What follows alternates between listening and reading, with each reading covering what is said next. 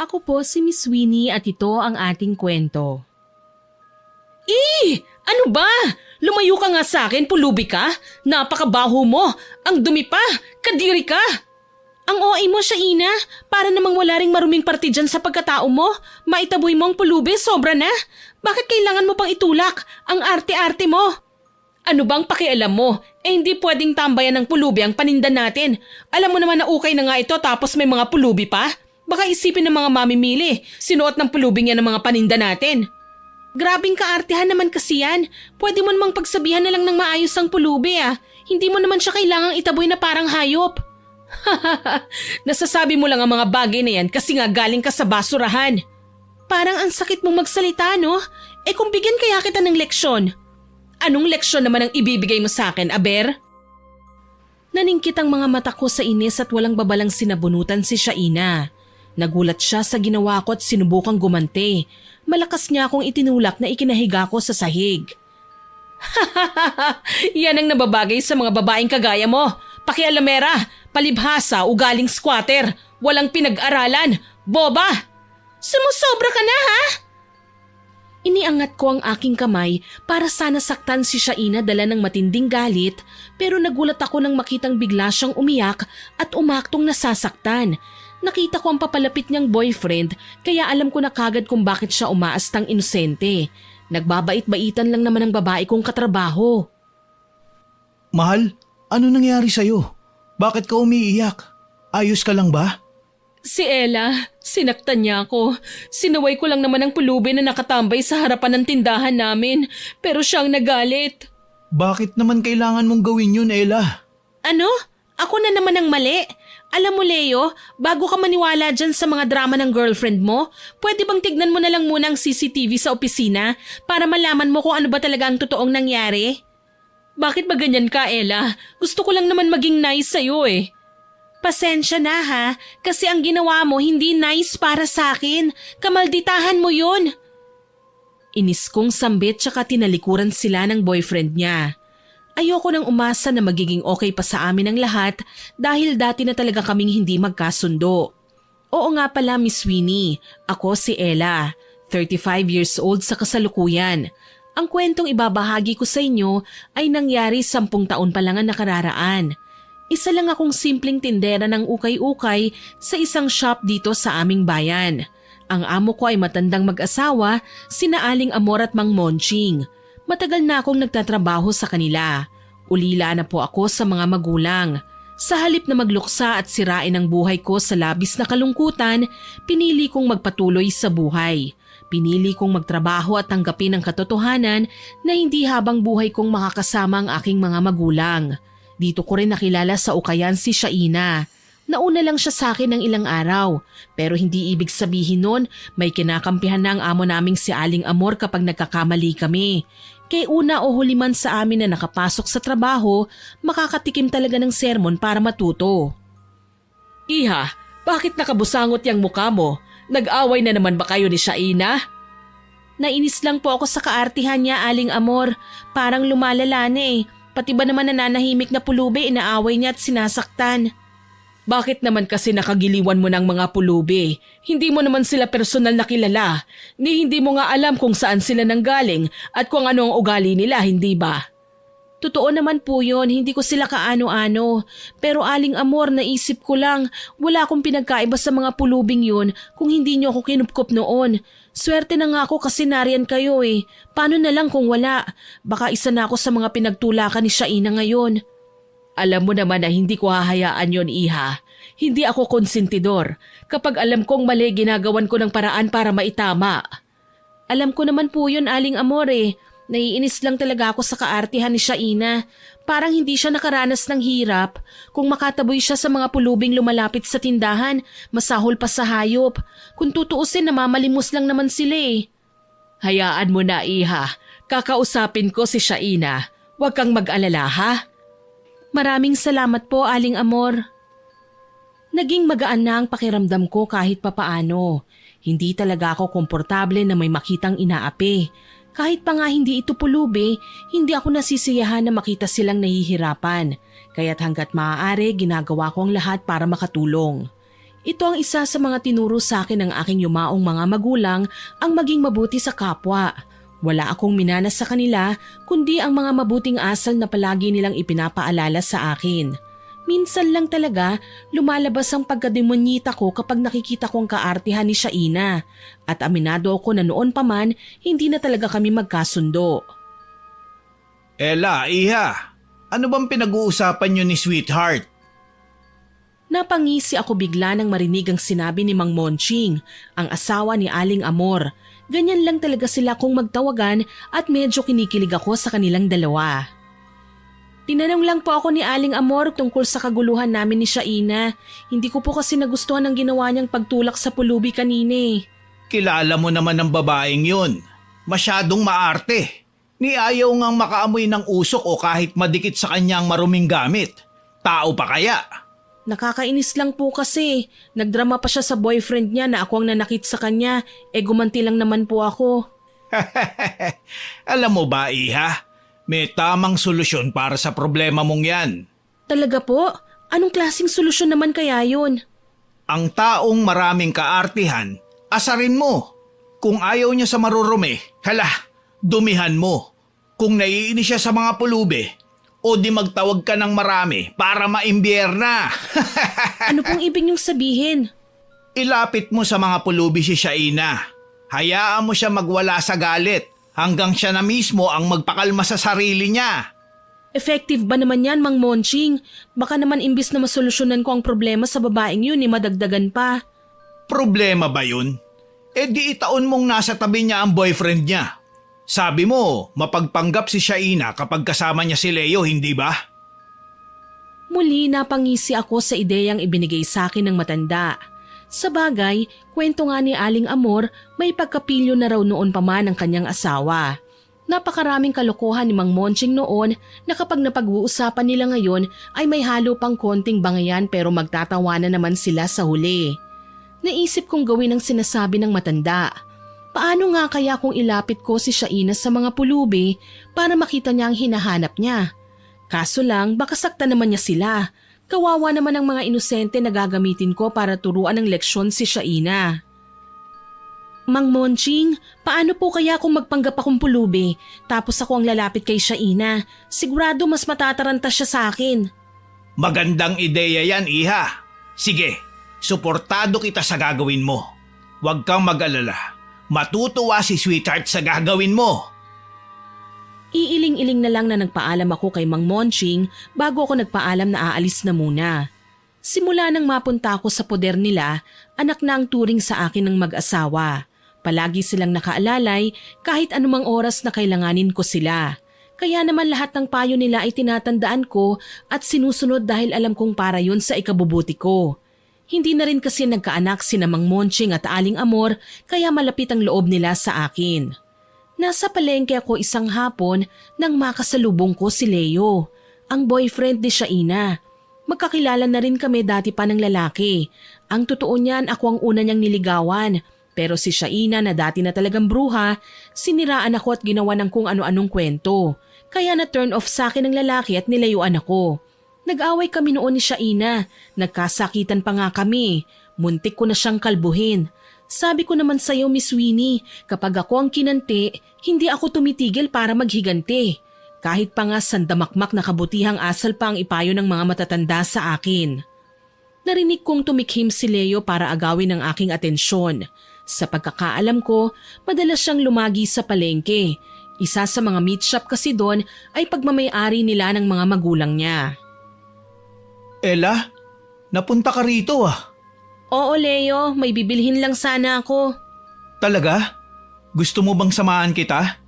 Hindi na kailangan, Leo. Alam ko naman kung saan ako pupunte. Tsaka may trabaho ka sa meat shop nyo, hindi ba?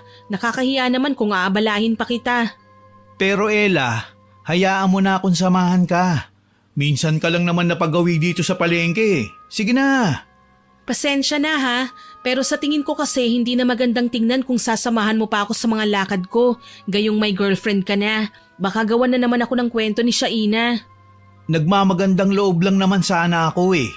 Pero maalala ko, bakit nga pala kayo nag-away ni Shaina? Hindi ba naikwento ng magaling mong girlfriend ang pinag-awayan namin? Parang himala naman yata na hindi siya nagsumbong sa'yo ng kahit na ano. Siyempre nagsumbong. Pero hindi naman lahat ng sinasabi niya alam kong totoo. Matagal ko nang napapansin na may ugali siyang hindi ko talaga maintindihan. Ayoko lang naman na makasakit siya ng kapwa eh. Huwag ka nang umasa na magiging mabait ang syota mo. Ilang taon nang pinaiyak niya at alam ko lahat sila galit na sa kanya ngayon. Buti nga wala pang naghihiganti sa kanya, no? Ang saklap siguro kapag pinagtulungan siya ng mga taong nakaaway niya. Nagkibit-balikat lang si Leo. Alam kong hinahayaan lang niyang babae sa lahat ng gusto niyang gawin. Pero dasal ko lang, sana mahuli niya sa akto ang kamalditahan ni Shaina. Para naman hindi sa lahat ng pagkakataon, kampihan niya ang babae. Hindi na rin ako nagpaalam sa kanya ng maayos. Kaagad akong umalis dahil namataan ko si Shaina na papalapit na sa meat shop nila Leo. Kaso hindi niya siguro matagpuan ng lalaki kaya nagpalinga-linga siya. Saktong nagkatitigan kami at nakitang magkasama ni Leo. Sumama ang kanyang tingin sa akin kaya naman lumayo na ako. Hindi ko nga lang din inaasahan na haharangan niya ako sa daanan at kukomprontahin. Kampante si Shaina na abangan ako dahil medyo malayo na kami sa maraming tao. Ang landi mo rin ano? Pati boyfriend ko nilalapitan mo? Kung makapagsabi ka ng malandi ako parang nakita mo na akong inahas ang jowa mo. Aba wag kang feeling ha, kahit kailan hindi ko ugaling mang-agaw ng pinagsawaan na ng iba. Hindi pa ako nahihibang na kagaya mo. Masyadong desperada, gugustuhin na manira ng kapwa, maagaw lang ang lalaking gusto niya. Che! Alam kong hindi nagustuhan ni Shaina ang mga sinabi ko. Siya lang naman kasi ang babaeng nanira sa akin at nang-agaw ng manliligaw eh. Tapos ngayong sinupalpal ko sa kanya ang katotohanan, hayan at gigil na gigil siya. Tinalikuran ko na lang ang babae para umalis na, pero nagulat ako nang muli siyang humarang. Hindi pa ako tapos makipag-usap sa'yo, kaya wag na wag mo akong tinatalikuran. Ah! Ano ba? Bakit ka ba nanghihila ng buhok? Gusto mo ba talaga ng gulo ha? Akala mo ba aatrasan kita malditang babae ka? Kung talagang matapang ka, dito tayo sa kalsada magsabunutan. Ako pa talaga ang hinamon mo ha? Pwes kakalbuhin kita. Galit na galit kong sambit sabay atake na kay Shaina. Una ko siyang sinuntok sa muka na ikinalayad naman niya. Napaaray man siya ay hindi yun sapat. Kaagad kong hinila ang may kahabaan niyang buhok tsaka siya sapilitan ng inudngod sa lupa. Napasigaw si Shaina, nanlaban, hanggang sa nagawa niya akong sipain sa tiyan. Halos tumilapon ako sa lakas pero muli akong bumangon at sinugod na naman siya. Wala kang kasing sama, Shaina! Ako pa talagang masama pagkatapos mong ahasin ng jowa ko? Ang gaga mo talaga kahit kailan. Hindi mo ba nakitang ginawa namin ni Leo kanina? Saan banda ang nag-ahasan? May naghalikan ba? Nagyakapan? Tanga ka ba? Hindi ako papayag na agawin mo sa akin ng boyfriend ko. Teka Shaina, Ella, ano na naman ba ang pinag-aawayan nyo? Bakit dito pa talaga kayo sa gitna ng kalsada nagsasabunutan? Tigilan nyo nga yan. Sweetheart, hayaan mo na sila. Lalaki lang ang pinag-aagawan nila. Ang mainam mong gawin, pagsabungin mo sila. Tignan natin kung sino ang mas magaling makipagkalmutan. Isa ka pa, Monching. Gusto mong ihambalos ko sa'yo ang bayong na bitbit ko? Abay sa halip na awatin mo, sinusulsulan mo pang magpatuloy ang dalawa? Alangan naman napigilan ko pa sila. Tignan mo mga tao, nagkakagulo na. May nagpupustahan na nga sa kung sino ang matatalo sa kanila eh. Nabitiwan ko ang buhok ni Shaina nang lapitan ako ni Aling Amor. Pinigilan niya kami at kinurot sa tenga. Kahit kailan ang titigas ng ulo nyo, pareho kayong mga pasaway. Aray, masakit Aling Amor. Aling Amor, si Shaina po ang nagsimula. Inabangan niya ako dito. Pinagbintangan pa ako na inaahas ko raw po ang boyfriend niya. Sinungaling! Ikaw ang sinungaling! Ipapasa mo pa sa akin ang kagagahan mo? Tama na nga kasi, pinagsabihan ko na kayo ha. Pero ang titigas talaga ng mga anit nyo. Gusto nyo ba talagang ako na ang kumalbo sa inyo? Aling Amor, wag mo naman diinan ng masyado. Baka marumi ang kamay mo. Aba, at talagang sinusubukan mo ko ha? Ganon? Mabuti na lang, binitiwan ako ni Aling Amor. Dinuro niya si Shaina na noon ay nagpupumilit na lumayo sa kanya. Panay pa ang mura at pagpag ng naalikabukan niyang damit. Nakakainis na talaga kayo, sobra. Lalo ka na, Ella. Hindi ko na gusto ang ginawa mong pagngudngod sa akin sa lupa, ah. Umaangal ka pa, i-deserve mo naman yan. Aba, wala nang paawang paraan ng pag-aaway ngayon. Kapag galit ako, talagang galit ako. At hindi kita hahayaan na basta na lang akong siraan sa pagkakataong ito. Hindi na paghandaan ni Shaina ang ginawa kong pagsampal sa kanya. Alam kong nabigla siya pero hindi ako nagpaawat. Kahit kay Aling Amor, hindi ako nakinig. Sa pagkakataong ito, humarang na sa amin si Mang Monching. Alam ko naman na kahit maloko ang matanda, hindi naman talaga umabot sa punto na hahayaan na lang niya kaming magkasugatan. Hinila niya ako samantalang si Aling Amor naman ang humila kay Shaina. Pareho niya kaming pinagalitan. Gustuhin ko mang sumagot, pinili ko na lang na manahimik. Kahit sa pag-uwi namin sa bahay, panay pa rin ang pagkastigo sa amin ni Aling Amor. Hindi ko gusto ang ginawa nyo, ha? Masyado kayong agresibo. Pareho kayong dalaga pero daig nyo pa ang mga tambay sa labas kung makipagbasag ulo. Pasensya na po, Aling Amor. Hindi ko na kasi kayang magtimpi sa mga pinaggagawa ni Shaina eh. Kung ano-ano na lang ang binibintang niya sa akin. Sinabihan ba naman akong mga agaw ng jowa? Aba, hindi ko naman po ugaling lumandi ng lalaking may girlfriend na, no? Nagpapalusot ka pa? Kitang-kita ko na nga kayo. Bakit, Iha? Nakita mo bang may ginagawang kahalayan sina Leo at Ella? Hindi ko po nakita. Nag-uusap lang kasi sila pero... Hindi mo naman pala nakita eh. Bakit kung makapanghusga ka sa ampon namin, parang masama na siyang tao? Masama yan, Iha, ha? Napabayaan nyo na nga ang trabaho nyo dito sa Ukayan eh. Baka gusto nyong matanggal sa trabaho. Unahin niyo po si Ella. Masyado siyang maldita. Supladang sambit ni Shaina kaya napailing si Aling Amor. Mas lalo lang niyang pinapakita ang taglay niyang kasamaan ng ugali. Maski sa matatandang nagpakita ng kabutihan sa amin, nagagawa na niyang mag-inarte. Sa huli, pinaghiwalay kami ni Aling Amor ng pwesto. Sinadya niya na ilayo kami ni Shaina sa isa't isa at baka raw magsabunutan na naman kami. Si Mang Monching naman lumapit sa akin. Tila inaasar ako habang panay ang nguso niya kay Shaina. Iha, pansinin mo naman ang best friend mo. Kanina pa nakabusangot ang mukha niya. Si Mang Monching talaga, oo. Alam mo kasi, Iha, hindi ako kumbinsido na magiging tahimik ang buhay mo hanggat hindi mo tinuturuan ng leksyon si Shaina. Gawin mo na kasi ang plano mo. Lahat ng bagay na ayaw niya, ibuhos mo sa mukha niya. Natawa ako sa sinabi ni Mang Monching. Napakasulsulero niya talaga. Sobra. Gayun pa man may punto naman siya eh.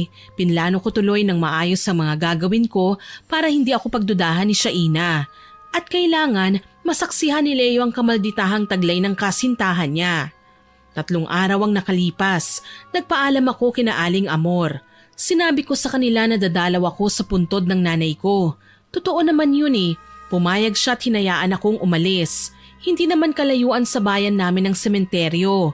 Gayunpaman, kailangan ko pa ring sumakay ng jeep para makarating doon. Nag-alay ako ng bulaklak at nagtirik ng kandila. Pagkatapos, umalis na ako at pumunta sa isang gasoline station kung saan may CR. Dala-dala ko na kasi ang props ko sa gagawin kong plano. Mula sa pagiging si Ella, lumabas ako ng CR na iba na ang katauhan. Isa akong marungis na pulubi, magulo ang buhok, may dalang sako at hindi na makikilala pa dahil sa kapal ng uling na nilagay ko sa aking muka. Natawa pa ako nang itaboy ako ng isa sa mga gasoline boy. Grabe ka sa akin, kuya. Hindi ako totoong pulubi. Costume lang to. Depensa ko kaya naman napakamot-kamot ang lalaki sa ulo. Sumakay ako ulit ng jeep at salamat na lang talaga naniwala ang mga tao sa paliwanag ko. Pagkatapos kong magbayad ng pamasahe, bumaba ako sa lugar kung saan maglalakad ako ng 2 kanto papunta sa bahay nila Aling Amor kung saan nandoon ang Ukayan. Habang naglalakad, namataan ko sina Leo at Shaina sa may Ukayan. Masayang nag-uusap. Nakaririmarim akong ngumisi at lumapit sa kanila. Sir, pahingi pong pagkain. Gutom na po ako. Honey, kawawa naman ang pulubi oh. Teka, may ibibigay ako sa'yo. Pero ipangako mo sa akin na ibibili mo ng pagkain ha. Opo sir, pangako. Gutom na po talaga ako. Saglit na umalis si Leo para kunin ang wallet niya sa sasakyang dala niya na nakapark sa gilid kaya naiwan ako sa tabi ni Shaina. Kitang-kita ko na naiirita siya sa akin pero buong kaluluwa na yata niya ang pinipigilan niya. Wag lang akong masinghalan. Nagkunwari akong nangangati ang ilong kaya sadya akong suminga sa may kinatatayuan ni Shaina. Kitang-kita ko ang sindak sa kanyang mukha nang gawin ko yun. Ano ba? Hindi ka ba tinuruan ng mabuting asal ng mga magulang mo? Ang burara mo! Sorry po ate, may sipon po kasi ko eh. Wala akong pakialam! Aray ka po! Ang balakang ko! Dapat lang sa'yo yan! Buisit ka! Marumi ka na nga, sobrang baho mo pa! Honey, teka lang. Ano nangyayari? Sir, tinulak po ako ng kasama nyo. Nagsimula na akong umiyak na ikinataranta ni Leo. Kilala kong binata. Likas na talaga sa kanya ang maging maawain. Alam kong pagsasabihan niya si Shaina sa kanyang ginawa sa akin. Honey, bakit mo naman ginawa yun? Alam mo bang abuso ang ginawa mong pagtulak sa pulube? Tayo ang may kakayahan na tulungan sila. Kaya hindi mo sila dapat na sinasaktan. Oo na, sorry. Nabigla lang ako. Pasensya ka na miss ha. Nabigla lang daw ang kasama ko. Paano? Heto na ang pinangako ko sa'yo. Bumili ka ng maraming pagkain ha. Sandali, may matutuluyan ka ba? Sa may gulod po, nandun ang mga kaibigan ko. Yak! May mga kaibigan pa pala ang impakta. May sinabi ka ba, Han? Wala naman. May nakalimutan lang ako. Hindi pa ba siya aalis? Aalis na po ako, sir, ate. Salamat po. Mahina akong sambit at kinamayan si Leo. Game na hinawakan ng lalaki ang kamay ko. Lihim naman na itinaas ni Shaina ang kilay niya kaya napangisi ako. Hindi niya inaasahan na pagkatapos kong makipagkamay kay Leo, siya naman ang niyakap ko. Gayon na lang ang pagsisigaw niya. Diring-dire, lalo na't sumabit pang ilan sa hibla ng buhok ko. Yak! Hampas lupa! Bitiwan mo ako! Ang dungis-dungis mo tapos yayakap ka sa akin! Kadiri ka! Han, bakit naman ganyan ka magsalita? At bakit hindi? Nakita mo naman ang ginawa niya, hindi ba? Niyakap niya ako! Hindi ko kayang tiisin ang amoy niya! Ang baho! Ayoko sa marumi, nakakasuka! Tama na, Shaina. Hindi ko akalaing ganyan ka pala kaarte. Pati ba naman mga pulube, inaaway mo? Ang sama ng ugali mo. Hindi nakapagsalita si Shaina. Sa totoo lang, gusto kong magpiesta sa tuwa nang makita na mukhang magkakasira na sila ng kanyang kasintahan. Sa wakas, hindi na makakapagpanggap na mabait si Shaina dahil bistado na ang kanyang ugali. Dahil dito, tinalikuran ko na sila nang mapansing nagbabangayan na ang dalawa. Habang papalayo, narinig ko pang sumbatan nila na pati ang pangalan ko ay nadawit pa sa usapan nila. Mas mabait pa kesa sa'yo si Ella eh. May malasakit siya sa kapwa. Hindi kagaya mo. Konting pagkakamali lang ng mga tao sa paligid mo. Hinuhusgahan mo na. Bakit naman nasali ang malanding babaeng yun sa usapan natin? Siguro naghahanap ka lang ng butas para hiwalayan ako. O di ano pang hinihintay natin? Maghiwalay na tayo. Iiling-iling na nagpatuloy ako sa pag-alis at hindi na sila pinansin pa. Masaya na ako at nagtagumpay ang aking mga plano. Pumunta ulit ako sa isang pampublikong CR at doon naligo. Binalik ko ang damit na sinuot ko kanina at tinapon na ang props ko. Sapat na ang ginawa ko kanina para lumitaw ang tunay na kamalditahan ni Shaina. Pag-uwi ko sa ukayan, nadatnan ko si Shaina na umiiyak sa harapan ng hagdan nila Aling Amor. Siguro naglalabas lang siya ng sama ng loob. Base sa nakita kong reaksyon niya, panigurado nakipaghiwalay sa kanyang binata. Nilagpasan ko siya pero bago pa man ako makalayo, nagsalita ng bruha. Masaya ka na? Naghiwalay na kami ni Leo, alam mo ba? Aba, malay ko. Tsaka bakit sa akin mo sinasabi yan? Galit ka sa akin, hindi ba? Malay ko ba sa nangyayari sa buhay mo? Para sa kaalaman mo, may sarili akong lakad kaya wag mo kong idadamay sa kabaliwan mo. Tama ka. Nababaliw na nga ako. Galit ako sa inyong lahat. Siguro kinakarma ka na kaya ka hiniwalayan ng jowa mo. Palibhasa sa kaartihan mo, pati konting alikabok ayaw mong dumikit sa katawan mo. Ano bang pakialam mo sa mga trip ko? Sa ayaw ko nga sa marumi. Lalo na sa mga pulubi na wala namang pinagkaiba ang ugali sa'yo. Bakit? Perpekto ka ba? Pareho lang tayong iniwan ng ating mga magulang, Shaina. Ang kaibahan lang, inabandona ka ng sarili mong pamilya. Samantalang ako labag sa kalooban nila na iwanan ako. Kung hindi lang dahil sa karamdaman, baka nga wala ako rito ngayon eh. Kaya ingat ka lang sa pagiging mapanghusga mo. Baka mamaya, magising ka na lang na wala nang maaawa sa'yo. Singhal ko sa kanya sabay talikod. Alam kong medyo masakit na rin ang sinabi ko sa kanya pero wala akong magagawa. Hinihingi na yon ng pagkakataon. Hindi ko nga lang inakala na lalala pa pala ang sitwasyon sa pagitan naming dalawa sa mga sumunod na araw. Nagising akong masama ang pakiramdam ng umagang yun. Pinilit kong magtrabaho dahil magiging abala si Aling Amor sa delivery ng mga bagong stocks. Kailangan siya sa bodega. Si Mang Monching naman ay nakatoka na sa kaha. Siya ang tumatanggap at nagsusukli sa mga bumibiling customer. Habang naghahangir ako ng mga nagagandahang klase ng damit, namataan ko si Shaina na may ibinuhos na krudo sa iilang nakadisplay na damit. Sinadya niya yun ng may lumapit na pulube para manghingi na naman ng limos. Gigil na pinagbintangan niya ang kawawang lalaki. Abat panira ka talaga ng araw ano? Bakit mo binuhusan ng krudo ang paninda namin? Gusto mo talagang makulong ano? Bayaran mo yan kung ayaw mong tumawag ako ng pulis. Teka, wala siyang kasalanan, Shaina. Nakita ko ang ginawa mo. Ano na naman ang trip mo at gusto mong sirain ang kawawang pulube? Nakikialam ka na naman sa akin ano? Talagang naghahanap ka ng gulo.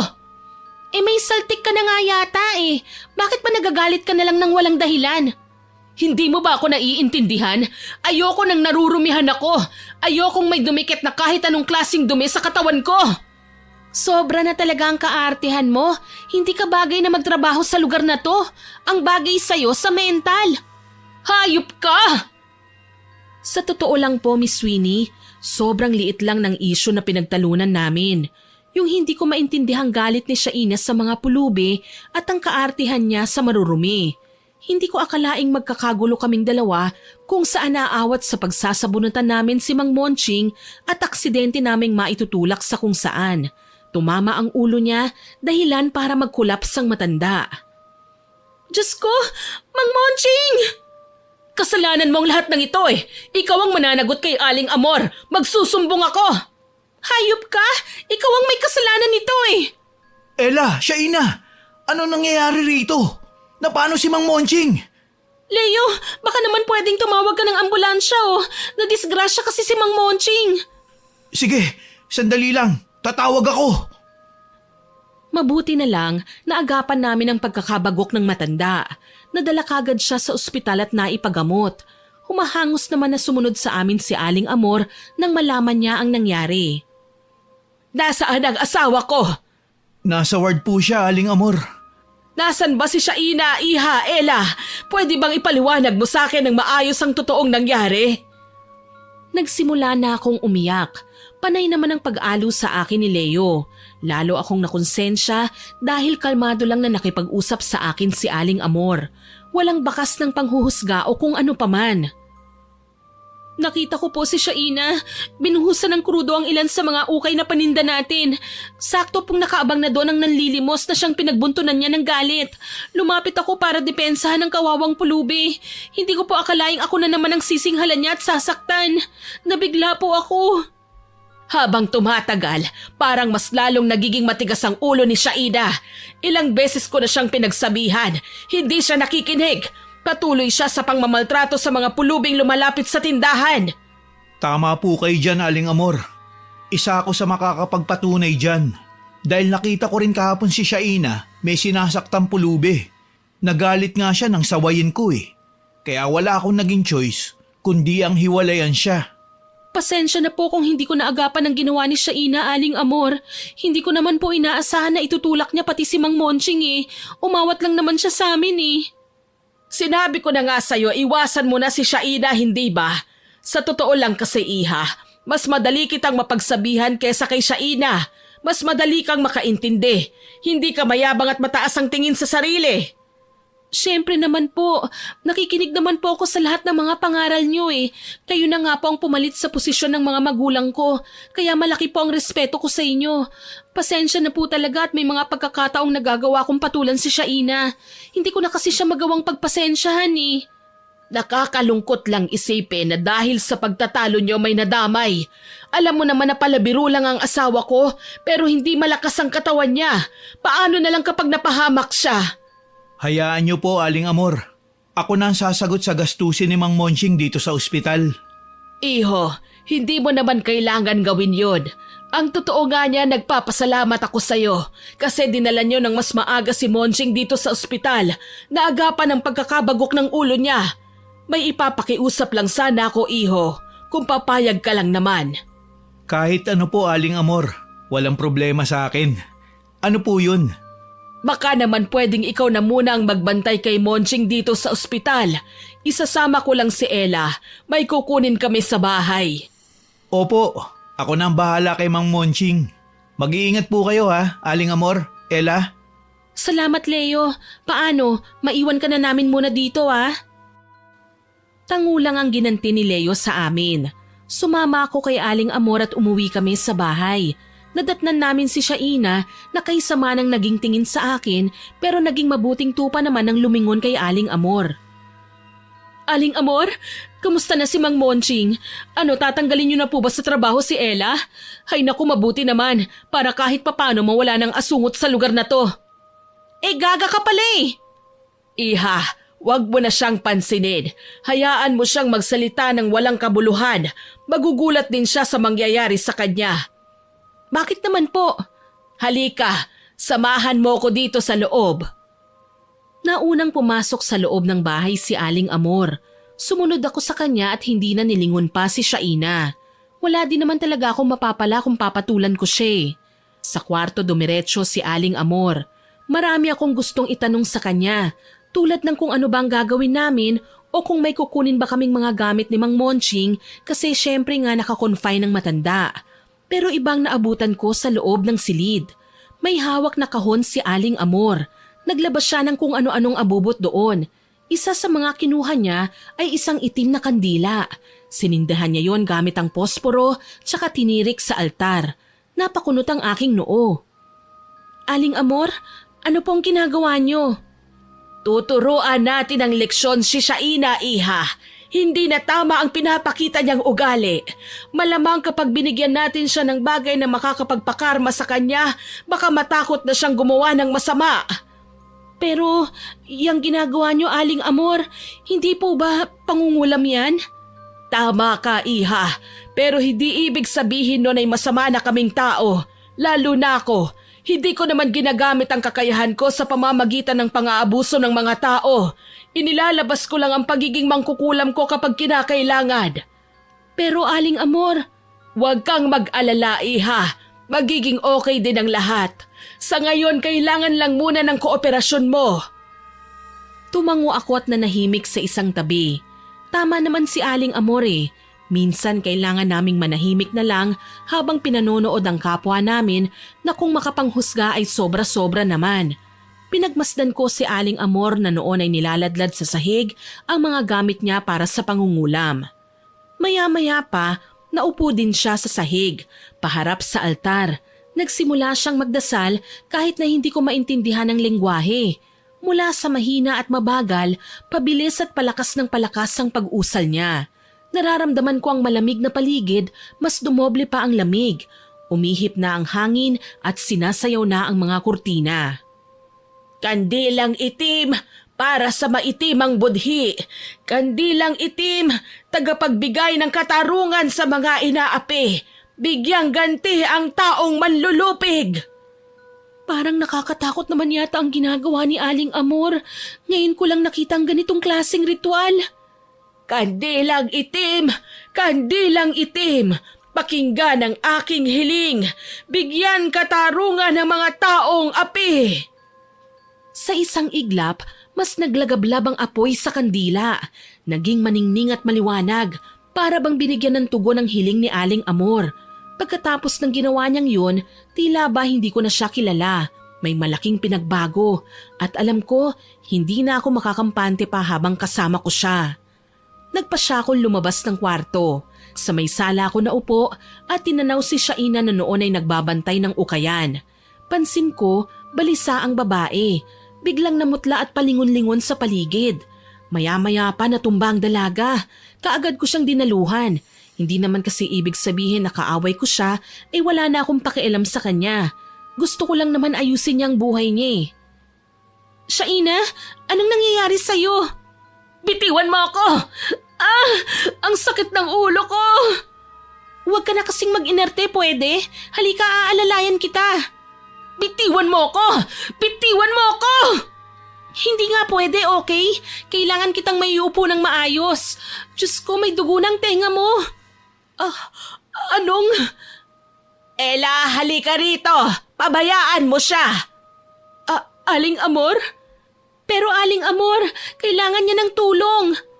Halika na, kailangan nating balikan ang asawa ko sa ospital. Baka gising na ngayon si Monching. Masama po ang pakiramdam ko, Aling Amor. Kailangan ng magbabantay sa ukayan. Isara mo na ang ukayan. Kailangan naming umalis. Tinalikuran na kami ni Aling Amor kaya wala akong nagawa kundi ang sumunod sa kanya. Iniwan ko man si Shaina, maayos ko naman siyang pinaupo sa isang monoblock chair at inabutan ng tubig tsaka iniwan. Pagkapasok ko ng bahay, sinalubong ako ng ginang. Bakit mo siya nilapitan? Pasensya na po, Aling Amor. Nakita ko kasi na kailangan niya ng tulong eh. Kahit na, sa susunod wag mo nang uulitin yon. Hindi naman nakamamatay ang ginawa ko sa kanya. Siguro may konti lang na sakit, pero mawawala rin naman. Sapat lang para pagdaanan niya ang karma na binigay ko sa kanya sa pamamagitan ng kulam. Ano na po ang mangyayari sa kanya pagkatapos niyan, Aling Amor? 3 araw ng pagdurusa. 3 gabi ng pighati. Lahat ng yon hindi niya matatanggihan dahil nakaukit na sa kanyang pagkatao ang sumpa. Anong klase pong sumpa, Aling Amor? Ang sumpa ng kulam. Napalunok ako nang marinig ang kanyang sinabi. Sumpa, kulam, lahat ng bagay na hindi ko akalaing magkakatotoo ay nangyayari na ngayon. Kahit nakukonsensya ako, pinili kong wag nang magsalita. Ayoko naman na magkasira kami ni Aling Amor. Siya na ang kumupkop sa akin nung mamatay ang mga magulang ko. Sabihin ko nang nagtatrabaho nga ako sa kanila at may pasahod nga sila para sa akin pero sa mismong poder nila ako nakatira. Kaming dalawa ni Shaina at ang tanging pwede naming gawin bilang ganti ay ang pagtanaw na lang ng utang na loob. Hoy Ella, sabihin mo kay Aling Amor na hindi muna ako papasok. Masama ang pakiramdam ko. Inuutusan mo ba ako? Hindi ka man lang marunong makisuyo? Sino ka ba para pagsabihan ka ng maayos? Hindi ikaw ang bumubuhay sa akin. Wala kang pakialam kung maging magalang man ako sa'yo o hindi. Ang mahalaga, sabihin mo kay Aling Amor na magpapahinga muna ako. Kasalanan mo naman to eh. Kung hindi mo ako inaway, hindi ko maitutulak si Mang Monching. Yan ang hirap sa'yo eh. Masyadong masama ang ugali mo. Matapobre ka pa at ayaw tumanggap ng kamalian. Sana lang hindi ka magsisi sa mga ginawa mo. Balang araw, babalikan ka ng lahat ng mga sinaktan mo. Makakarma ka rin. Hindi na ako sinagot ni Shaina. Basta na lang siyang umalis at nagkulong sa kanyang kwarto. Makalipas nga ang sumunod na mga araw, madalas kong marinig ang mahihina niyang ungol. Tila ba nasasaktan at nahihirapan. Pero sa tuwing lalapitan ko siya para itanong kung may problema ba, iling lang ang nagiging sagot niya. Basta panay lang ang kulong niya sa kwarto at hindi naman siya inuobliga ni Aling Amor na buksan ang ukayan. Aling Amor, baka naman po pwedeng i-atras niyo ng karamdaman na nilagay niyo kay Shaina. Nakakaawa na po kasi ang kalagayan niya eh. Hayaan mo muna ang babaeng yan. Halika, samahan mo ako sa ospital. Ngayong araw ang paglabas ni Monching sa ospital. Sige po, sunduin na natin siya. Nasa ospital din si Leo nang dumating kami roon. Ilang beses na rin siyang bumalik at dinadalhan pa ng pagkain ng matanda. Gising na si Mang Monching nang makalapit ako sa kanya. Mang Monching, kamusta na po kayo? Ayos lang naman ako, Iha. Ikaw, kumusta ka na? Matagal na rin tayong hindi nagkakabiruan. Oo nga po eh. Pasensya na nga po pala sa nangyari ha. Hindi ko man lang inisip na habang nakikipag-away ako, may pwedeng masaktan sa mga galaw ko. Hindi mo naman yun kasalanan, Iha. Saka ang bala ko sana nun, pagpustahan kayo ni Shaina kung sino bang mananalo sa inyo. Loko ka rin talaga, ano, Monching? Nakahiga ka na nga dyan dahil sa kawalang ingat mo, nagagawa mo pang magloko. Sweetheart, hindi ko naman sinasadya yun eh. Dapat nga, matuwa ka dahil ayos lang ako, hindi ba? Ewan ko sa'yo, basta naiinis ako. Ang yabang-yabang mong gurang ka, pasaway! Nagtawanan kami ni Leo dahil sa tinuran ni Aling Amor. Nagulat ako nang hawakan ni Leo ang balikat ko. Ayos ka lang ba? Kumusta na kayo ni Shaina? Hindi ba dapat ako ang magtanong sa'yo niyan? Ano, nagkausap na ba kayo ni Shaina? Nagkabalikan na ba kayo? Malabo na yata mangyari yun. Na-turn off kasi ako sa ginawa niyang pang-aaway sa mga pulubi. Alam mo naman ayokong makitang may inaapi si Shaina. Pero kahit pala nakatalikod ako, hindi ko kayang gabayan ang dati kong syota. Mananatili siyang mapagmataas at suplada. Baka naman may pinagdadaanan lang si Shaina. Bakit hindi mo siya kausapin o tanungin man lang? Malay natin, hindi ba? Ewan ko, Ella. Hindi pa ako handang makipag-usap sa kanya ngayon eh. Siguro, hayaan na lang muna natin. Palamigin natin ang sitwasyon. Ikaw ang bahala, Leo. Hindi ko naman ugaling makialam sa mga bagay na wala akong kinalaman. Tsaka sayang naman ang relasyon nyo kung tatapusin mo lang ng ganun na lang. Ngumiti sa akin si Leo bilang ganti. Alam kong naiisip niya rin ang mga bagay na ito. Pero ang problema lang namin kung makikinig ba naman si Shaina.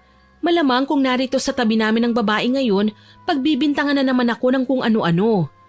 Matapos tanggapin ang discharge instructions ni Mang Monching, umuwi na nga kami sa bahay. Kagaya kanina, hindi pa rin lumalabas ng kwarto niya si Shaina. Nag-alala na ako kaya nagpa siya kung puntahan na siya kahit na pinipigilan ako ni Aling Amor. At hindi ko inaasahang magugulat ako sa makikita kong itsura ni Shaina nang madatnan ko siya sa loob. Diyos ko, Shaina, anong ginagawa mo? Bakit magulo ang kwarto mo? Ano bang pinagkakaabalahan mo rito? Hindi ko mapigilan ang sarili ko, Ella. Gusto ko ng magulo, ng alikabok, ng marumi.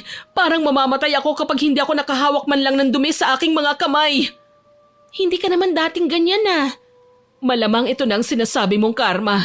Siguro tuwang-tuwa ka na sa mga natuklasan mo sa akin ngayon, ano? Hindi totoo yan. Nag-aalala nga ako sa'yo eh. Bakit mo ba kasi ginagawa ang bagay na ito? Sinabi ko na nga sa'yo, hindi ba? Hirap akong pigilan ng sarili ko. Hindi ko alam kung anong klaseng ritual ba ang ginawa ni Aling Amor, lalo na yung mga inusal ni Aling Amor. Pero alam kong matindi yun at nakakatakot. Lalong hindi rin ako mananalo kay Shaina pagdating sa singhalan, kaya hindi ko na pinilit sa kanya ang mga gusto ko sanang sabihin. Iniwan ko siya at tumungo na lang ako sa labas. Pinakiramdaman ko si Shaina. Hindi ko tuloy na malayan na nakatulog ako sa hagdanan sa labas ng bahay. Ang alam ko lang, muli akong nagising dahil sa ingay na likha niya mula sa kanyang kwarto. Natataranta akong bumangon at kaagad siyang pinuntahan sa silid. Wala na si Shaina sa loob. Sinubukan ko siyang hanapin pero hindi ko siya makita sa kahit saang sulok ng bahay. Tila wala namang pakialam sina Aling Amor at Mang Monching na nawawala na ang dalaga, kaya kabadong kinuha ko ang aking cellphone at tinawagan si Leo. Ilang ring lang ang narinig ko at sinagot na niya kagad ang kabilang linya. Ella, gabing-gabi na. Napatawag ka. Leo, kailangan ko kasi ng tulong mo eh. Nawawala si Shaina. Hindi ko alam kung saan pumunta. Parang wala namang pakialam sina Aling Amor sa pagkawala niya. Ha? Sigurado ka? Oo eh, hindi ko kasi siya mahanap. Tsaka natatakot na ako. Baka kung anong mangyari sa kanya. Kahit naman magkaaway kami, hindi maaatim ng konsensya ko na mapahamak na lang siyang bigla. Huwag kang mag-alala. Pupuntahan kita dyan. Sabay nating hanapin si Shaina. Pakibilisan mo na lang, please. Sige, darating kagad ako. Ilang minuto din akong naghintay hanggang sa may dumating na kotse sa harapan ng bahay. Pasado 1:00 na ng madaling araw pero hindi ako makadama ng antok. Leo! Halika na, Ella. May nakasalubong akong kakilala. Isang empleyadong nag-break pa lang sa night shift niyang trabaho. Namataan daw niya si Shaina papunta sa sementeryo. Halika na, baka maabutan pa natin siya dun. Sige. Ano ba kasi nangyari? Naguguluhan nga ako eh. Parang bigla na lang siyang nawala sa sarili. Sinubukan ko siyang kausapin pero nagagalit lang siya. Bakit kaya? Ilang beses na siyang nagkakaganyan. Parang ang bilis niyang mataranta. Sana lang talaga mahanap na natin siya. Huwag kang mag-alala. Makikita rin natin siya. Ilang minuto lang ang binyahe namin at dumating na kami sa sementeryo. Tahimik ang paligid at madilim. Nang hinayang nga ako dahil wala man lang akong ibang dala maliban sa cellphone. Mabuti na lang may dalang flashlight si Leo. Pumasok kami sa loob at nilibot ang tingin sa nagkalat na mga nicho. Ano naman kaya ang ginagawa ni Shaina sa lugar na ito? Malalaman natin kapag nahanap natin siya. Ewan ko ba, Leo? Naiinis ako na naaawa kay Shaina. Baka naman kaya siya nawawala sa sarili niya dahil sa ginawa mong pakikipaghiwalay sa kanya. Mahal mo naman siya, hindi ba? Mahal ko siya, oo. Pero hindi ibig sabihin nun, kukonsintihin ko ang lahat ng ginagawa niyang hindi naman tama. Ayoko naman na malunod siya sa kasalanan. Parang hindi nakakayanin ng konsensya ko ang makitang nananakit siya ng kapwa. Napapansin ko lang kasi sa kanya, ayaw niyang nadidikitan ng alikabok ang kanyang mga kamay o balat. Ayaw niyang napapalapit sa mga mababaho. Sobra na talaga ang kaartihan niya. Wala na nga sa lugar eh. Pasensya na. Siguro mas lumala ang sitwasyon nang hiwalayan ko siya. Akala ko pa naman matuturuan ko siya ng leksyon. Hayaan mo na. Kapag nakita natin siya, kausapin na lang natin. Wika ko kay Leo. Nagsimula na kaming hanapin si Shaina. Sa kalalakad naming dalawa, namataan namin ang babae sa may malaking krus. Nakayuko at parang may pinagkakaabalahan. Nang lapitan namin siya, nanlaki ang mga mata ko sa gulat. May kinukutkot na nicho si Shaina. Sira na ang mga kuko niya sa kamay. Nagdurugo na ang mga yon. Diyos ko, Shaina! Anong ginagawa mo? Hayaan mo ko. Iwanan niyo na ako. Shaina, ano bang nangyayari sa'yo? Gusto ko ng marumi. Gusto ko ng mabaho. Nandiri ako nang makitang pinasak niya sa kanyang bibig ang lupang nagawang kimkimin ng kamay niya. Nginuya niya yon at nilunok kaya pinagtulungan namin siyang hawakan. Nanlisik ang mga mata ni Shaina. May taglay siyang lakas na dati ay wala naman talaga. Nababaliw ka na ba? Bakit? Hindi naman lahat ng pulubi nababaliw, hindi ba? Itigil mo na to, Shaina. Ang arte-arte mo tapos lalamutak ka ng lupa. Nakakainis ka na, ha? Wala kang pakialam. Ito ang gusto ko. Sa lupa ako nabubusog. At nagkatinginan na lamang kami ni Leo nang makita naming mas dinamihan pa ni Shaina ang pagdakot ng lupa sabay lamon. Wala kaming nagawa para pigilan siya. Kalaunan, tumigil din naman ang dalaga.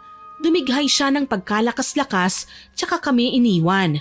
Ni hindi na nga niya kami pinansin. Wala kaming nagawa kundi ang sundan na naman siya.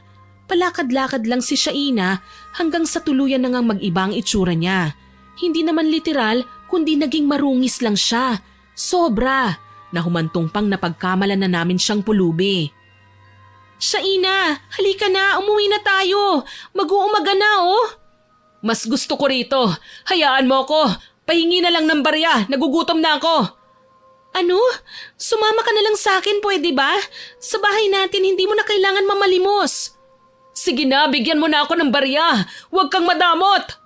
Ano ba nangyayari kay Shaina? Bakit bigla siya nagkaganito? Hindi ko alam, Leo. At nalulungkot ako. Masahol pa siya sa baliw eh. Ni hindi na nga yata niya kilala ang tunay na pagkatao niya. Ano na ang gagawin natin ngayon? Huminga ako ng malalim. Minaanduhan ko si Leo na bantayan niya na muna si Shaina. Kailangan ko lang umuwi ng bahay dahil baka nag-aalala na sa amin si Aling Amor.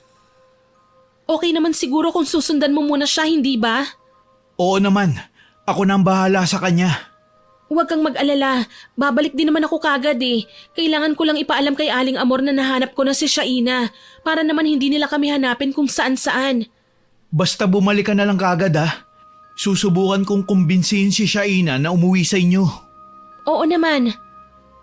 Nagmadali nga ako sa pag-uwi sa bahay nila Aling Amor. Nadatnan ko siyang kapapasok pa lang sa bahay nila.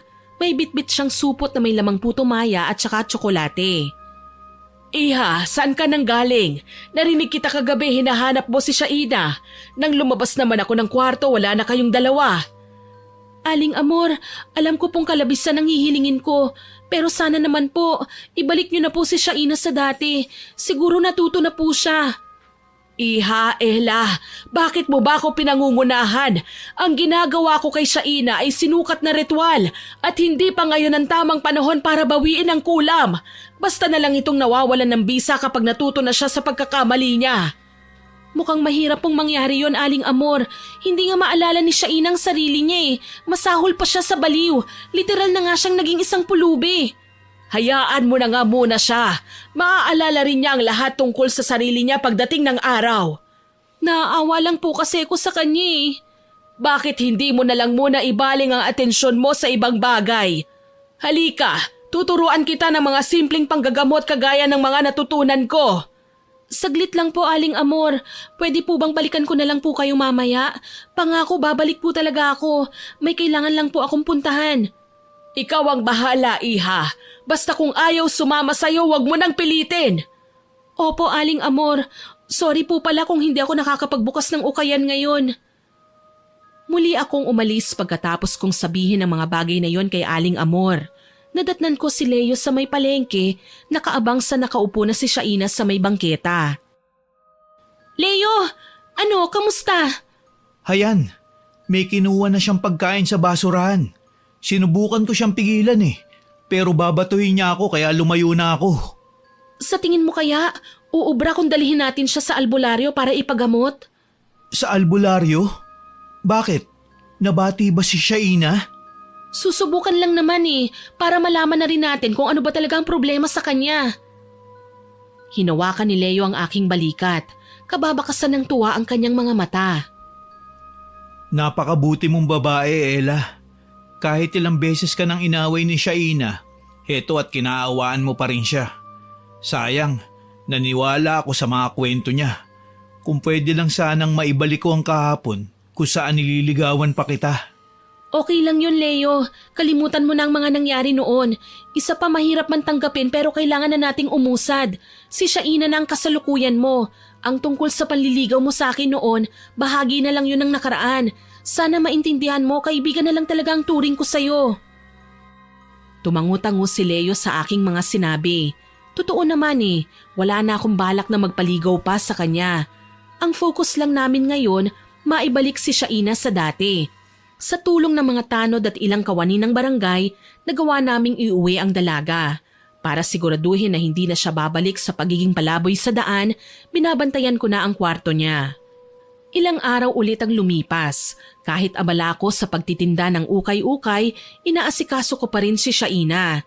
Hanggang sa isang araw, umalis ng bahay si Aling Amor. Naiwan kaming tatlo ni Mang Monching, ako at si Shaina. Pinagmasdan ko ang babae na noon ay nakaupo sa isang upuan at nakadungaw sa bintana. Sa totoo lang marami nang nagtatanong tungkol sa kanya kung bakit nagkakaganon si Shaina.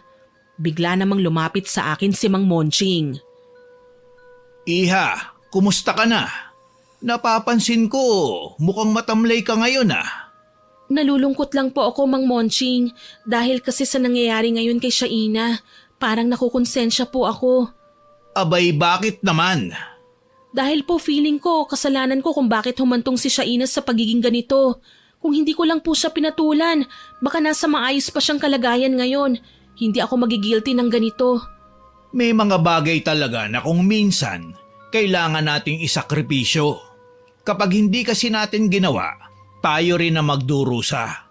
Sabi nga nila, kapag masama ang bunga, pitasin na bago pa man mahawaan ng iba. Sa sitwasyon ni Shaina, hindi siya ang pinipitas natin, kundi ang kasamaan ng kanyang ugali. Hindi naman ganun kasama si Sweetheart para pahirapan ng husto si Shaina. Pero kung gusto mo, pwede kitang tulungan. Paanong tulong po? Pakialaman mo ang mga gamit ni Sweetheart.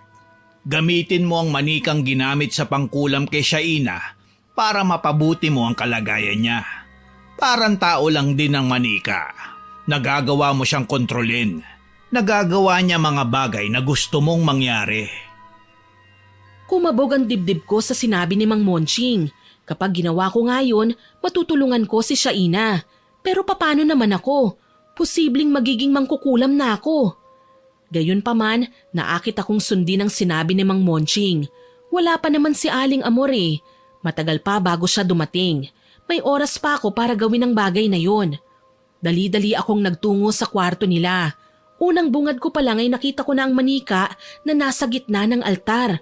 Walang pagdadalawang isip na kinuha ko yon at dinala sa aking kwarto. Dito pinag-isipan ko kung ano nga ang dapat kong gawin. Hanggang sa namataan ko si Shaina na abala sa paglalaro sa putikan.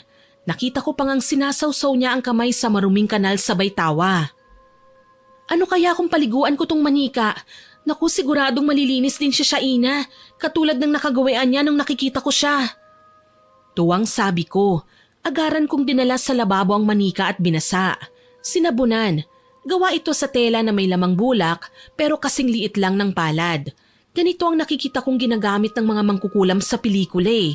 Yung tinutusok-tusok nila ng karayom, binabali ang mga braso at paa o pinipilipit ang leeg.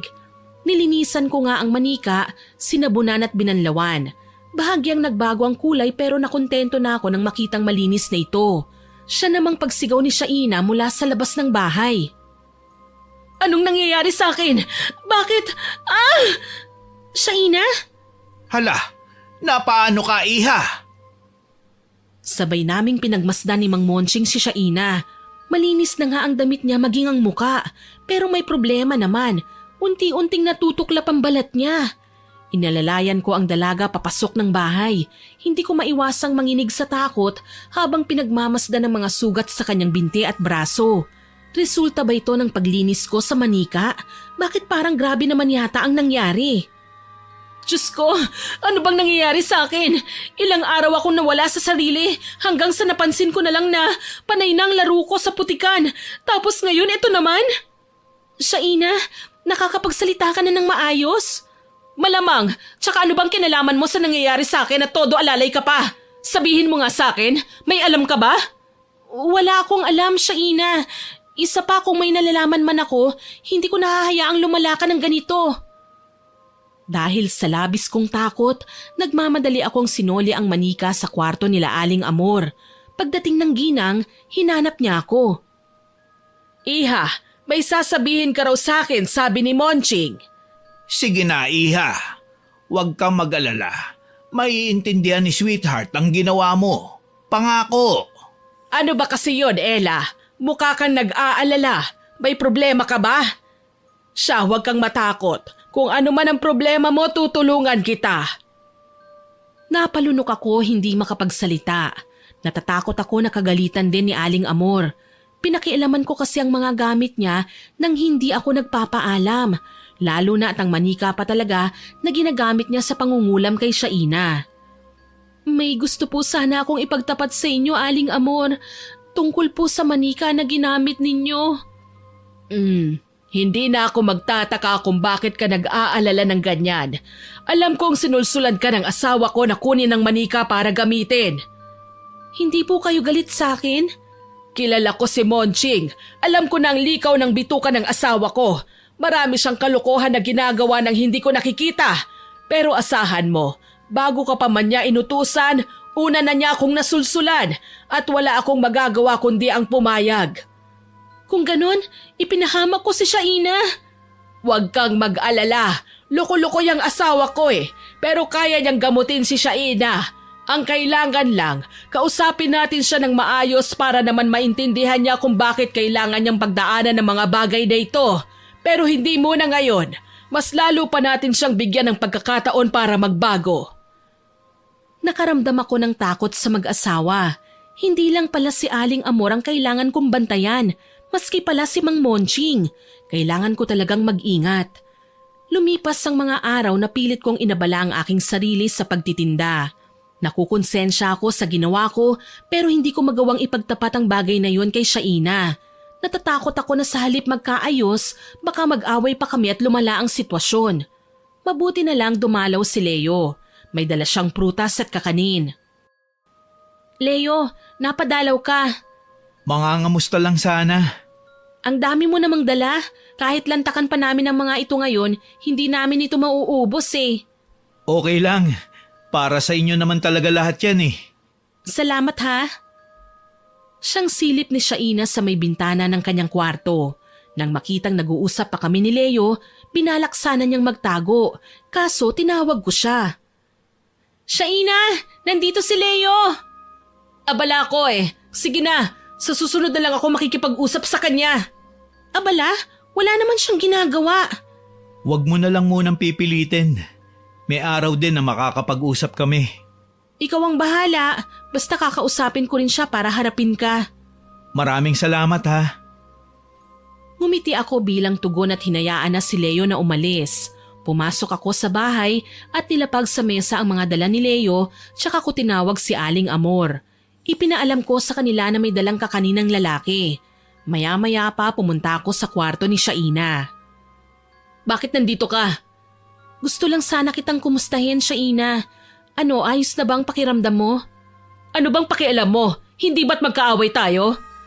Hindi naman kita tinuturing na kaaway eh. Ang sa akin lang, gusto kong malaman mo na hindi ako natutuwa sa pinagdadaanan mo ngayon. Bakit hindi ka natutuwa? Ayaw mo bang gayahin ng ibang tao sa labas? Sabi nga nila kinakarma na ako. Dapat nga matuwa ka. Kabayaran ang nangyayaring masama sa akin. Huminga ako ng malalim. Hindi ko maintindihan kung bakit kailangan pang gawing komplikado ni Shaina ang lahat. Gusto ko lang naman na magkaayos kaming dalawa para okay na eh. Ayokong magkaroon ng kaaway habang buhay. Hindi ito ang dapat na pinoproblema ko ngayon eh. Naniniwala akong nagkakamali tayong lahat, Shaina. Pero iisipin din sana natin na hindi naman lahat ng pagkakataon pwede tayong manatiling ganito. May tsansa pa para magbago at humingi ng dispensa sa mga taong nasaktan natin. Hindi kaagad nakasagot si Shaina. Alam ko naman na iniisip niya ang mga sinabi ko eh.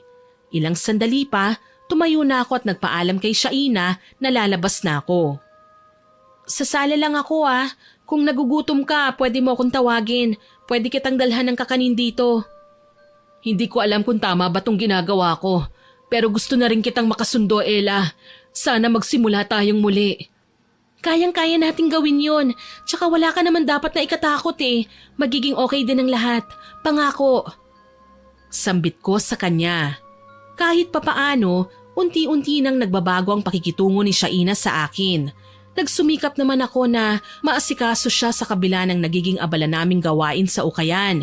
Mas lalo kasing dumami ang deliveries ni Aling Amor at kung minsan, nag-o-online selling na kami para mapabilis ang pagtitinda. Maski si Leo na may sariling meat shop, ine-endorse na sa mga suki niya ang ukayan. Masaya palang ganito yung nagtutulungan kasi malaki ang kita natin. Sinabi mo pa, tignan mo karamihan sa suki natin babalik-balik na dito sa ukayan. Minsan nagpapahanap pa nga sila ng magagandang damit na kailangan nilang isuot eh. Sana laging ganito, no? Salamat din pala sa tulong mo ha, Ella. Kahit papano naging maayos ng pakikitungo ng mga tao sa akin. Pati ang mga pulubi hindi na nangungulit. Kaya pala nila ako nilalapitan noon dahil suplada ako at walang modo. Huwag kang mag-alala, naiintindihan ka naman nila eh. Tsaka nakaraan na yun. At least 'di ba, hindi na ako makukonsensya na may mga nakaaway ako bago pa man ako mamatay. Patuloy ang paglala ng kalagayan ni Shaina. Mas lalo akong nagigilty sa tuwing nakikita kong nagdurugo na ang natutuklap niyang balat. Gayunpaman, hindi ako nawawala ng pag-asa. Sinasabi naman kasi ni Aling Amor na pansamantala lang ang kaparusahang yon ni Shaina. Isang araw, inutusan kami ni Mang Monching na magpunta sa makahoy na bahagi ng aming lugar. May pinakukuha siyang mga halamang gamot na gagamitin daw niya sa paggawa ng langis. Napag-alaman kong isa palang albularyo si Mang Monching at marami-rami na rin siyang pinagaling noon pa man.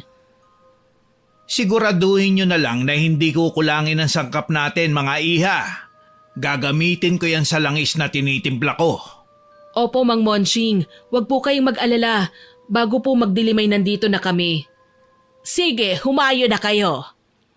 Palabas na kami ng bahay nang kausapin ko si Shaina. Hindi ko maiwasang maawa sa kanya habang pinagmamasdan ng kanyang buong katawan na balot ng tela. Kailangan niyang gawin yon para hindi makita ng mga tao ang balat niya. Kailangan din kasi naming maging maingat at baka magtanong ang mga tao. Sigurado ka bang kaya mo ha, Shaina? Nag-aalala kasi ako sa'yo eh. Baka mapano ka. Huwag kang mag-alala, okay lang ako. Tsaka mas maganda na rin ito kesa sa magmukmuk ako sa bahay, di ba? Hindi rin naman ako makapagtinda dahil sa lumalalang sitwasyon ng balat ko. Ayokong katakutan ako ng mga tao. Buti na nga lang kamo, sa braso at binti lang ang tuklap ng balat ko eh, hindi sa muka. Sa bagay, O paano, alis na tayo? Oo ba? Nagsimula na kaming maglakad palabas ng bahay. Hindi naman kalayuan ang kakahuyan na tinuro ni Mang Monching na kailangan naming puntahan. Isa pa kilala na namin ang halamang gamot na kailangan naming kunin. Malaki ang duda ko na ito ang gagamitin ni Mang Monching para gamutin si Shaina. Siyempre, kailangan kong manguna sa pagkuha para mabawasan ang guilt na nadarama ko sa puso ko. Kaso lang, hindi ko naman inaasahan na mapapaaway si Shaina. May namataan kasi kaming pulubi na binabato ng paulit-ulit ng 2 bata. Sinaway sila ni Shaina. Kaso, nagsumbong ang mga bata sa mga magulang nila. Hinabol kami dahilan para mapilitan kaming tumakbo ng mabilis. Mga walang yang bata, talagang kinukonsinti pa sila ng mga magulang nila. Nakakaawa nga ang pulubi. Sugatan na ang noo niya dahil sa tama ng bato. Sana pala hindi natin siya iniwan. Hayaan mo na, magiging okay na rin naman ang lahat eh. Magtiwala lang tayo. Halika na, lumakad na tayo at baka gabihin pa tayo sa daan. Hindi ko maiwasang ikumpara ang ugali ko sa mga taong yon. Ganun pala ako kasama. Naiisip ko pa nga nananakit din ako noon. Alam mo, hindi mo naman sinasadya yun. Naisip ko nga, baka may pinagdadaanan ka lang, kaya mo nagawa ang mga bagay na yun. Tsaka kalimutan mo na ang mga nangyari, nakaraan na yun. Napatawad ka na ng mga taong nasaktan mo. Kita mo naman hindi ba? Binabati ka na nila kapag nakakasalubong ka nila. Napaiyak si Shaina sa mga sinabi ko sa kanya. Alam ko tumatak sa puso at isipan niya ang mga pangaral na pilit tinuturo sa akin ng mga magulang ko, pati na nila Aling Amor at Mang Monching. Halika na, masyado na tayong madrama. Mamaya niyan hindi na natin makuhang mga halaman na kailangan nating pitasin. Malapit na rin naman tayo eh, kaya okay lang. Sigurado ako na mahahanap na natin ang bagay na kailangan nating makuha.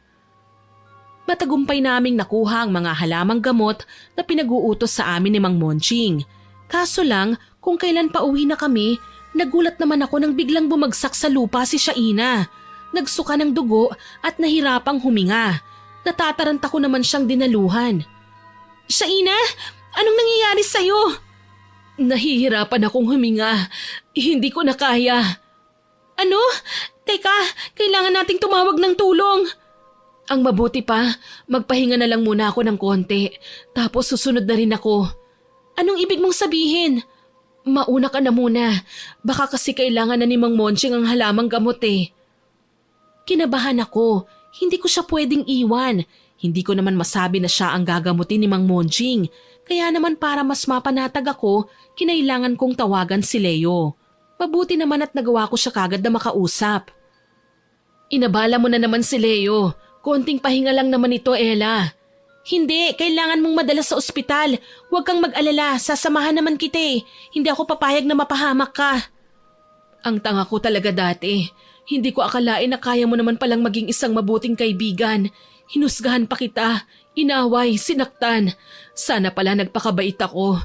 Hindi ko naman magawang umangal sa nararamdaman ko ngayon. Baka nga karma ko na to eh. Mangiyak-ngiyak niyang sambit. Hirap sa paghinga. Halos maligo na nga sa pawis. Hindi nagtagal dumating din si Leo. Kabisado niyang kakahuyan dahil madalas siyang isama noon ng kanyang ama sa lugar na yon para manguha ng panggatong. Minsan doon na nga sila nagsisibak ng kahoy para magamit. Ella, ano nangyari kay Shaina?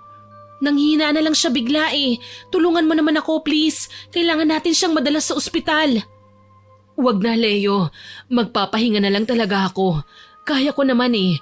Kung talagang gusto niyong makatulong, ihatid mo na lang kami nila Ella sa bahay nila Aling Amor. Sige na. Hindi ko na napigilang umiyak dahil sa aking mga nalaman. Wala akong magagawa kung talagang ayaw niya. Yun ang desisyon niya eh. Ayoko naman na maging dahilan nito para mag-away kami. Ngayon na nga lang naging mabuti ang samahan namin ni Shaina eh. Sige, walang problema. Ihahatid ko kayo sa bahay niyo. Maraming salamat, Leo. Hindi ko naman kayo matatanggihan eh. Ayoko din na malungkot kayo o magalit sa akin. Pero kapag muli kang nahilo at nanghina, pasensyahan na tayo. Kailangan mo talagang madala sa ospital. Pagsisikapan ko na wag nang manghina. Kita ko ang katuwaan sa mukha ni Shaina nang ihatid nga kami ni Leo sa bahay. Sinalubong kami ni Aling Amor na noon ay nagtataka kung bakit naroon si Leo. Leo, iho, anong ginagawa mo rito? Pasensya na po, Aling Amor. Tinawagan po kasi ko ni Ella eh. Kailangan niya raw ng tulong. Naabutan ko silang dalawa sa kakahuyan kanina. Nahihilo na raw si Shaina. Nagsuka pa po ng dugo. Tapos nang subukan kong dalhin sa ospital, ayaw naman. Pasensya na po, Aling Amor. Ayoko lang naman talaga na magkaroon ng problema eh. Ayoko nang bigyan kayo ng alalahanin. Pwes, hindi na ito magiging alalahanin pa. Tutulungan ka namin, Shaina. Ano pong ibig niyong sabihin? Isang albularyo ang asawa ko. Kaya niyang gamutin ang nararamdaman mo. Talaga po? Oo, magagawa niya yan ngayon. Nasaan ang halamang gamot na pinakuha namin sa inyo? Heto po. Sige, aasikasuhin ko lang ito. Iniwan kami ni Aling Amor at nagpunta siya sa kusina. Naging abala na siya ng mga sumunod na sandali dahil pinroseso niya ang halamang gamot. Dinikdik ito at kinuhanan ng katas. Si Mang Monching naman, pinahira ng langis ang natutuklap na balat ni Shaina. Nagulat ako dahil kay bilis nitong natuyo. Nagkatinginan kami ni Leo. Baka naman pwedeng haluan nyo ng dasal ang gamutan natin para mapabilis ang paggaling ni Shaina. Opo naman, pwede po. Kailangan ninyong pumikit, iha. Sige po. Pumikit kaming dalawa ni Leo. Tahimik kami sa kinauupuan at pinakikinggan ang mga sinasabi ni Mang Monching. Sumpa, bawiin na. Taong may taglay nagbago na. Sumpa, lumayo na. Tuluyang pagalingin, taong natuto na. Anong klaseng dasal po yan? Parang inoorasyonan niyo po ako? Shh! Huwag kang magulo. Natatakot po ako. Baka po may mangyari na namang masama. Tigilan niyo na lang po ito, Mang Monching. Dati kasi sa pinanggalingan ko, walang manggagamot na hindi nagkakasakit kapag napagaling niyang pasyente. Ayokong kayo naman ang magdusa ng sakit ko. Huwag kang mag-alala. Magiging okay rin naman ang lahat. Hayaan mo lang si Monching. Alam niya ang ginagawa niya. Dumilat ako at nakitang dalawa na silang gumagamot kay Shaina. Nanatili din akong ganon dahil hindi naman na nila ako sinaway. Para sa akin, okay na ang ganito. Nakakatuwang isipin na may mga kilala kaming taong may kakayahan sa mahika at panggagamot. Muli, nalungkot ako nang maalala ko ang aking nanay. Siguro kung maaga ko lang na nakilala si Aling Amor, baka natulungan pa nila ang nanay ko. Baka magkasama pa kami ngayon. Hindi ko na malaya na pumapatak na pala ang luha sa mga mata ko. Napansin naman ito ni Leo na noon ay napadilat na rin. Ella, ayos ka lang ba? Bakit ka umiiyak? May naalala lang ako. Huwag mo akong alalahanin, ayos lang naman ako eh. Sigurado ka ba? Oo naman. Sige na, ipagdasal na lang natin si Shaina. Sambit ko sabay usal ng mahinang panalangin. Ilang minuto pa ang nakalipas, tumigil na rin sa pagdarasal ang mag-asawa. Si Shaina naman na kanina ay salita ng salita, nakapagtatakang nakatulog. Dahan-dahan naman na natutuyo ang tuklap niyang balat. Parang bumabalik sa normal, makinis at maputi. O hayan, ginamot ko na ang kaibigan mo. Sana naman matuto na siya ng leksyon. Hindi lahat ng pulubi, kaapi-api para sa kanya. Matuto ng leksyon? Ano po ang ibig niyong sabihin? Pinili kong ipagtapat ang mga ginawa nila Aling Amor at Mang Monching. Nagulat si Leo at hindi kaagad nakapagsalita. Sinabi ko rin sa kanya na ako man ay nagpanggap na pulubi para asarin si Shaina.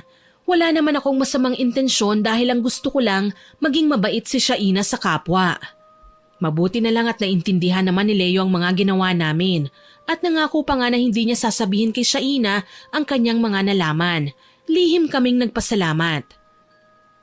Alam mo, Ella, wala naman akong karapatan na husgahan ng kahit na sino man sa inyo eh. Ginusto nyo nga na maging mabuting tao si Shaina at sa totoo lang, saludo ko sa inyo. Hindi ko akalaing magagawa nyo magsakripisyo para makatulong sa kapwa. Minsan na kaming nang api noon ng pulubi, iho, at gayon lang namin ito ibabahagi sa inyo. Hindi ba kayo nagtataka kung bakit wala kaming anak? Bakit nga po ba? Biniyayaan kami noon ng malusog at mabait na bata. Kaso lang, dahil sa likas naming pagiging mapagmataas, napahamak ang anak namin. Ano po bang nangyari? Namatay ang anak namin sa pagtatanggol sa pulubi laban sa kawatan, iha. Napagtanto namin na ang pulubing yon, sinubukan ng kabutihan ng pagkatao namin. Nang mamatay ang aming anak, humingi ng dispensa sa amin ng pulubi. Kaya naman pala siya inatake ng magnanakaw dahil nagpapanggap lang siyang ganon para may mapagbigyan siya ng kanyang ari-arian. May malubhang sakit ang estrangherong yon at kinaibigan ng anak namin. Bilang mabuting bata sa edad na 10, nakipaglapit ang anak namin sa kanya. Pero nang makita niyang nasa peligro ang buhay ng estranghero, niligtas ng anak namin ang lalaki ng walang pagdadalawang isip. Namatay ang anak namin pero bilang kapalit, iniwan niya sa amin ang ukayan at ang bahay na ito. May pera din kami sa bangko. Nakonsensya kami nung mamatay ang lalaki, kaya naman para makabawi, inampun namin kayo, Shaina, Ella, nang malaman namin na wala na rin kayong mga magulang. Nalungkot ako sa sinabi ni Aling Amor at Mang Monching. Hindi ko akalaing may matindi pala silang pinagdaanan at ang tanging gusto lang nila maging mabuti kami sa kapwa. Tuloy ipinangako ko sa kanila na gagawin ko ang lahat maging mabuti lang sa mga tao. Yun din naman kasi ang gustong mangyari ng nanay ko eh. Nang magising naman si Shaina, naging malinaw na sa kanya ang lahat. Hindi siya nagtanim ng sama ng loob sa amin, sa halip pinatawad niya kami at nagpasalamat. Wala akong karapatan na magtanim ng sama ng loob dahil niligtas niyo lang ako sa pagiging masamang tao, Aling Amor, Mang Monching. Maraming salamat po. Mahal na mahal ko po kayo. Kami man ay mahal na mahal ka, iha. Kayong dalawa ni Ella. Kayo na ang mga anak namin na kailangan naming turuan ng magagandang asal. Ako naman po ang ikatlo. Oo naman, basta laging may kakanin at prutas, anak ka na namin. Nagtawanan kaming 5 dahil sa aming mga napag-usapan. Alam kong magiging maayos din ang lahat at base sa nakikita kong palitan ng tingin nila Leo at Shaina, nangangamoy balikan. Hanggang dito na lamang po. More power po sa inyong channel at God bless. Sana po ay nagustuhan nyo ang aking ibinahaging kwento. Pero bago ko po tapusin ito, hindi ito makukumpleto ng walang shoutout. Shoutout po kay Girlie sa tour at sa ceiling department ng Cosmo Malvar, Batangas, kay Teresa Llorca, kay Maristela Maduro at sa asawa niyang si Jude Barros at sa mga anak niyang sina Jillian at PJ.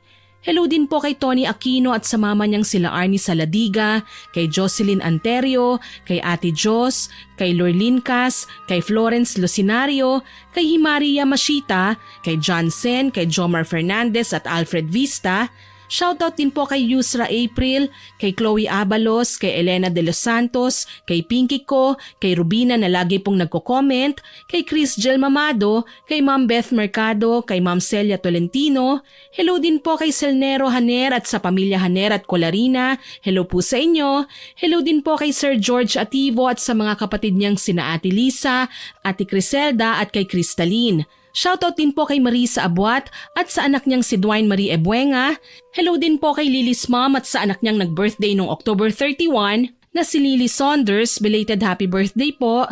Shoutout din po sa Golde and Despi family, kay Jeline Sapra, kay Angel Ann Agramon, kay Dennis Soliman at sa Otap Boys na sina Paulo, Daniel Novio, Neil Lucas at Kuya Susing.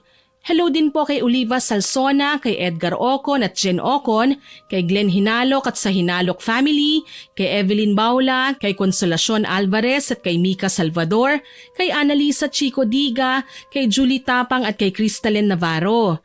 Shoutout din po kay Bryson Victoria, kay Marites Suganob, kay Rosemary Lagunsad, kay Lindy Jacusalem, kay Supladang Pasaway, kay Tara Dabi, kay Jonah Halog, kay Aiza Mendoza, kay Fatima Perez at sa asawa niyang si Milagrito Absalon Francisco. Maraming salamat po sa inyong lahat na nag-comment at nakinig. Abangan niyo pa po sana ang mga susunod kong upload ha. Huwag din po ninyong kalilimutan na mag-subscribe, like, share and comment sa stories natin. Para po mabilis niyong makita kung may bago tayong upload, pindutin niyo lang po ang notification bell para lagi kayong updated. Aasahan ko pa rin po ang inyong suporta ha. Muli, ako po si Miss Winnie na nagpapasalamat sa inyong pakikinig.